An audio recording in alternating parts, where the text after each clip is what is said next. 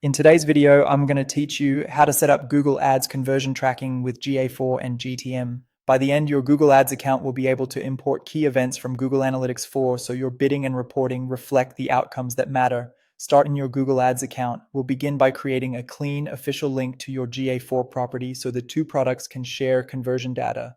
Open the Tools and Settings menu and go to Data Manager.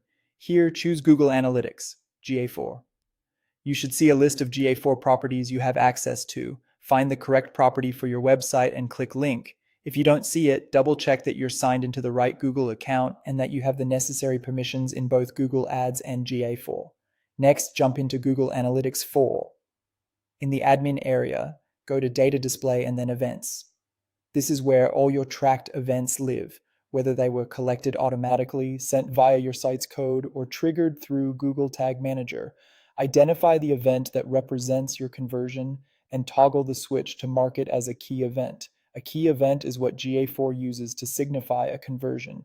If your event isn't showing yet, send a quick test interaction on your site or use GTM's preview mode and GA4's debug view to confirm it's firing, then return to the events list. Head back to Google Ads and navigate to Goals, then Conversions, and open the summary view.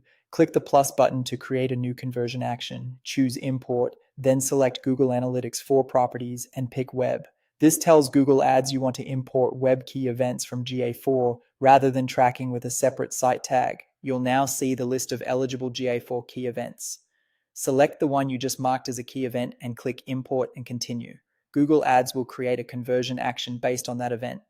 After importing, review the settings for that conversion in Google Ads to ensure the value, attribution model, and counting method fit your measurement plan. For many lead flows, one conversion is appropriate. For purchases, every conversion can make sense. From here, give data some time to populate. Conversions may take a few hours to appear, and new campaigns or bid strategies may need a learning period.